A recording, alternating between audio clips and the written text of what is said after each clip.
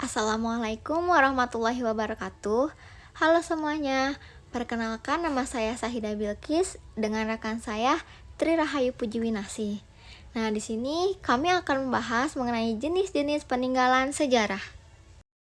Baik, langsung saja ke peninggalan sejarah yang pertama itu ada prasasti. Nah, prasasti ini piagam yang tertulis di batu atau tembaga. Prasasti juga biasanya ditulis dengan huruf Palawa dan berbahasa Sanskerta. Adapun di Kalimantan Timur terdapat prasasti berbentuk yupa yang menerangkan sejarah kerajaan Kutai. Yang dimaksud yupa itu adalah tugu batu bertulis. Baik, selanjutnya ada karya sastra. Pada masa kerajaan Hindu-Buddha, banyak karya sastra yang berupa kitab sastra dan cerita rakyat. Kitab sastra karangan para pujangga seperti Kitab Negara Kertagama karangan Empu Prapanca yang memuat istilah Pancasila. Karya sastra yang berupa cerita rakyat atau legenda rakyat, misalnya cerita rakyat Bandung Bondowoso dari Jawa Tengah, Malin Kundang dari Sumatera Barat, Putri Cendana dari Nusa Tenggara, Sangkuriang dari Jawa Barat, dan masih banyak karya sastra yang lainnya.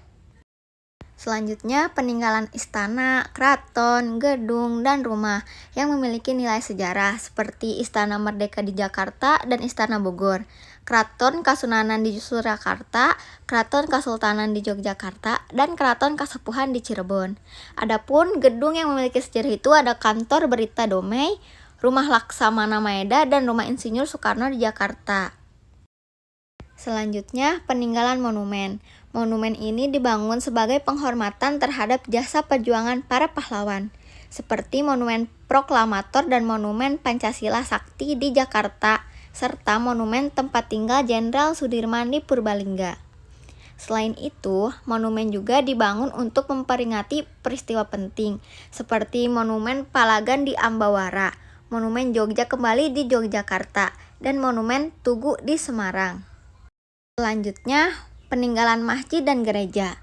Masjid dan gereja yang masih memiliki nilai sejarah itu Masjid Agung Demak dan Gereja Portugis di Jakarta. Masjid Agung Demak di Jawa Tengah itu dibuat oleh Wali Songo. Masjid ini juga memiliki nilai keunikan yang dimana salah satu tiangnya terbuat dari tatal atau serpihan kayu.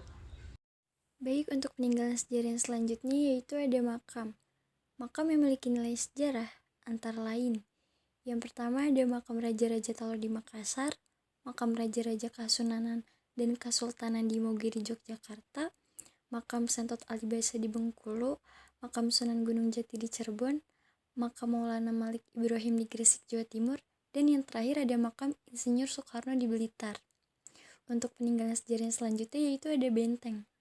Benteng adalah bangunan yang punya nilai sejarah perjuangan seperti Benteng Otanah di Gorontalo, Benteng Fort de Kock di Bukit Tinggi Sumatera Barat, Benteng Hollandia dan Bomel di Jakarta, Benteng Saint John di Ternate, serta Benteng Barombon dan Rotterdam di Makassar, Sulawesi Selatan. Dan untuk peninggalan sejarah yang terakhir, yaitu ada candi. Candi adalah bangunan kuno yang terbuat dari batu. Candi digunakan sebagai tempat pemujaan, ibadah, atau makam raja-raja. Di Jawa Tengah terdapat Candi Gedong Songo, Candi Borobudur, dan Candi Mendut. Candi-candi tersebut adalah peninggalan di daerah istimewa Yogyakarta. Berikut yaitu ada Candi Kalasan dan Candi Prambanan yang merupakan peninggalan kerajaan Mataram kuno. Baik, mungkin hanya itu jenis-jenis peninggalan sejarah yang ada di Indonesia.